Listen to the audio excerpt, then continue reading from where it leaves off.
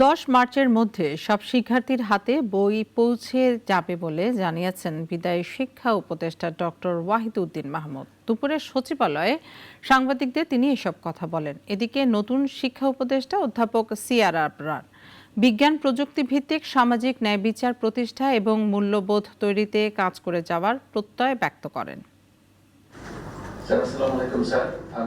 অন্তর্বর্তী সরকারের উপদেষ্টা হিসেবে শপথ নিয়েই নিজ দপ্তরে যান নতুন শিক্ষা উপদেষ্টা সিআর আবরার। বেলা 12টার দিকে সচিবালয়ে আসেন তিনি। শিক্ষা মন্ত্রণালয়ের কর্মকর্তা কর্মচারীদের সঙ্গে শুভেচ্ছা বিনিময় করেন। এরপর গণমাধ্যমের সঙ্গে মতবিনিময় করেন শিক্ষা উপদেষ্টা সিআর আবরার।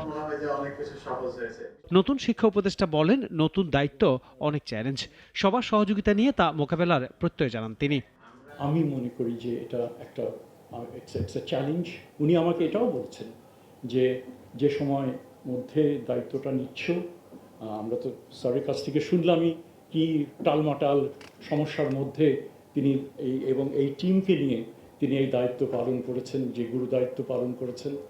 বিদায়ী উপদেষ্টা ওয়াহিদউদ্দিন মাহমুদ বলেন, ফেব্রুয়ারির মধ্যে অনেক শিক্ষার্থীর কাছে নতুন বই পৌঁছানো যায়নি, তবে আগামী 10 মার্চের মধ্যে সব শিক্ষার্থীর হাতে বই পৌঁছে যাবে।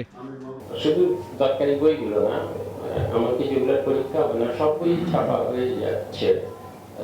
এখন প্রতিদিন 60-70 লক্ষ পর্যন্ত ছাপা হচ্ছে শেষের দিকে এসে, কারণ এতদিনে এসে এগুলো মানে সময় লেগেছে নিয়ম অনুযায়ী সবকিছু করতে। এখন যে সমস্যা হয়েছে সেটা হলো বিতরণের কিছু সমস্যা দেখা দিয়েছে। সদ্য বিদায় এই উপদেষ্টা আরো বলেন, বিভিন্ন দাবিতে দেশের সরকারি বেসরকারি বিভিন্ন শিক্ষা প্রতিষ্ঠানেই অস্থিরতা ছিল। পুরোপুরি স্বাভাবিক হয়েছে সেটি বলা যাবে না, তবে কিছুটা স্থিতিশীল অবস্থানে এসেছে। টিচারদের মধ্যেও অনেক রকমের, এটা নতুন উপদেষ্টা বুঝতে পারবেন, এরা কিন্তু এক না, এদের মধ্যে বহু বিভাজন হয়েছে, বিভিন্নভাবে রিক্রুটমেন্ট হয়েছে, বিভিন্নভাবে এদের পদায়ন হয়েছে, সে কারণে এরাও বিভক্ত। এতদিন শিক্ষা ও পরিকল্পনা মন্ত্রণালয়ের উপদেষ্টা হিসেবে দায়িত্ব পালন করে আসছিলেন অধ্যাপক ওয়াহিদউদ্দিন মাহমুদ। তার পক্ষে একই সঙ্গে দুটি গুরুত্বপূর্ণ মন্ত্রণালয়ে সামলানো কঠিন হয়ে যাচ্ছিল বলে জানিয়েছিলেন প্রধান উপদেষ্টার প্রেস সচিব শফিকুল আলম। আনোয়ার হোসেন, নাগরিক।